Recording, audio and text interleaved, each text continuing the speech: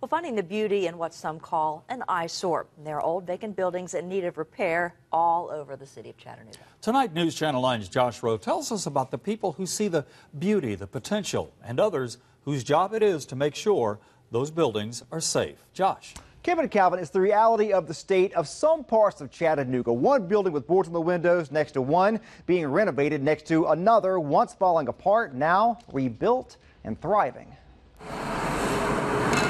More than just the bricks and the steel that hold them together. Our buildings are part of our city's history. This building was built in around 1900. The old Levin Brothers building on Main Street has no windows. The back was blown away by a tornado. And when local photographer Amy Kenyon talks about this building, she uses one word. What I see is beautiful. Over. I think that that's really beautiful. And over again. The things that I find beautiful about it are just the architecture in it. Ann Gray is the executive director of Cornerstones, a nonprofit dedicated to historic preservation. She sees the beauty, but it's also her job to see the future. We're all about just not saving the building. We're concerned about putting it back into productive use.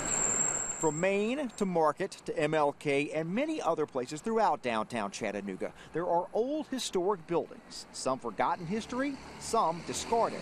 The reasons these buildings sit vacant include a lack of money and a lack of vision.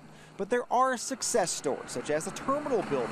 Cornerstones assisted with that project, but other projects just have not worked out at this point. Not much happening with Levin Brothers now. We still have hopes for that, and just hasn't happened quite yet. If these old vacant or abandoned buildings aren't well maintained, it could lead to code violations. In the first 3 months of the year, the city of Chattanooga issued more than 800 code violations to properties.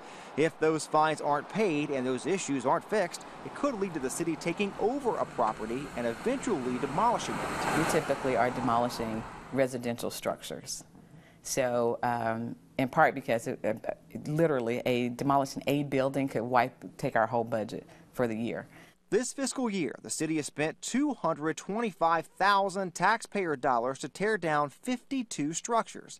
The city typically goes through their annual demolition budget in 9 to 10 months. And if we had the money, we'd have demolished even more. The list of issues with blighted properties doesn't stop there, including Parkway Towers next to Finley Stadium.